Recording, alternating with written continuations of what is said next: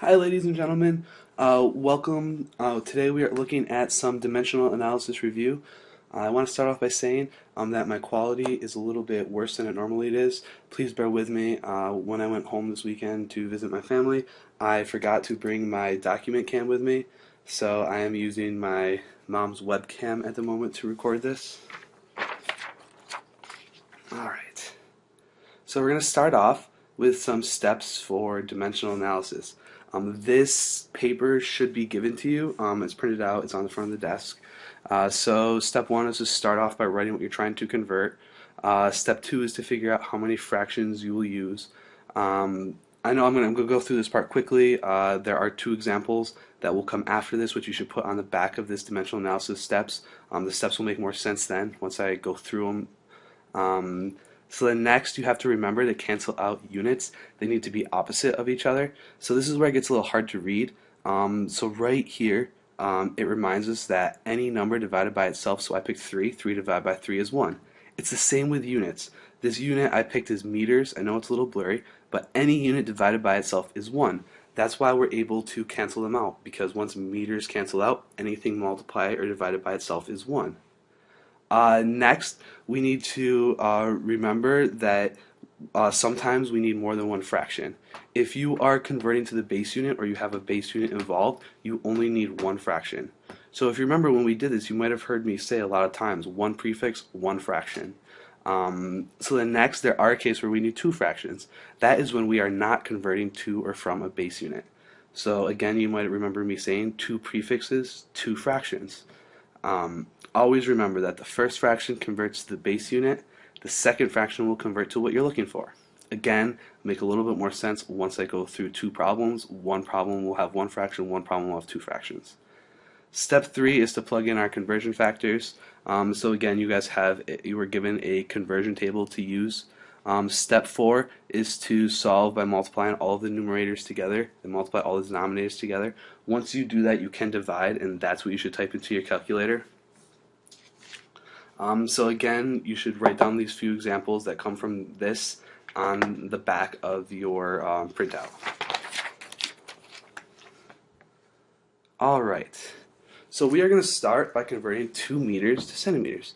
So remember, step 1 is to write down what we're starting with, including the units. So remember, I included my meters. So next, step 2 is determine how many fractions we have. When we're determining our fractions, we're going to look at the letter that comes in front of the prefix. So you'll see here in the meters there's no letter in front, so it's a base unit. The second one has centi in front, so you have one prefix. That would mean one fraction. Remember, if we want our meters to cancel, they need to be in the opposite, so our meters will be in the denominator. Afterwards, what we're converting to goes on top. So on top would go centimeters. Next, you would have to use the conversion table that was given to you in class. The conversion table, 1 second, I will go pull it up. Alright guys, so here is your conversion table. I know it's blurry here, but everyone should have this in front of them. If you don't have this in front of you, there are copies on the extra desk. So this is your conversion table. Remember, this sentence up here reminds you what your base units are. Your base units, your most common base units are grams, meters, liters, kelvins, seconds, and moles. Next, you have a bunch of prefixes and base units. Wherever it says the word base unit, you can plug in any base unit. So for this case, we are looking at C, at centi. We know that the C is right here. It stands for centi. Where it says base unit, we can cross off base unit, and we can put meters. We can do the same thing on the other side. So now if we read across, it tells us 1 centimeter. So we would put a 1 next to the centimeter equals 0.01 meters. Now we would solve. Remember, the way I solve is multiply all of the numerators together, then I multiply all of the denominators together, then I divide. Remember, 2 meters is over 1. So 2 is in the numerator, 1 is in the denominator. When we solve this, what you should type into your calculator would be 2 times 1 divided by 1, 0.01. When you solve that, it comes out to 200 meters. Likewise, if you have any questions on this problem, please make sure you write it down and ask me the next time I'm in class. Now we can move on to example 2.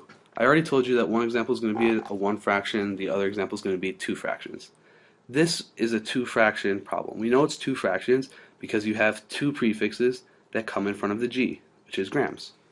So we start the same way. We write 5 megagrams.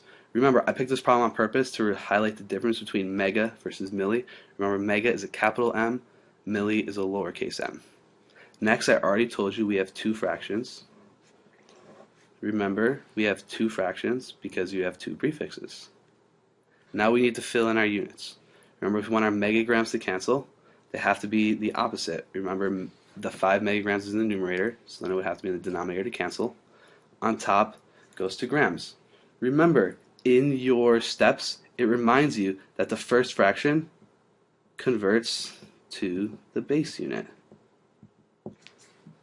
It also reminds us that the second fraction converts from the base unit to the answer. So if our megagrams are already canceled out, now we need to cancel our grams. Remember, they need to be opposite. Grams are in the numerator, so they need to be in the denominator. What we're converting to, what we're answer, is milligrams. So that goes there.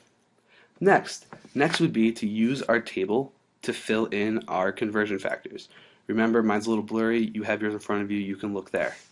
So we know we have a capital M, so we look at mega. Right here. Where it says base unit, we can cross off the base unit and put any unit in. We are using grams, so I'm going to write grams. Gram. If we look here, it tells us 1 megagram. So we write a 1 next to the megagram equals 1,000,000 grams. So we write 1,000,000 next to grams.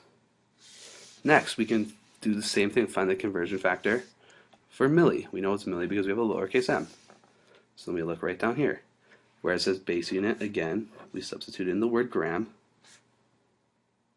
So it tells us 1 milligram is 0.001 grams. Again, I know this is really blurry, but you can look at this table in front of you.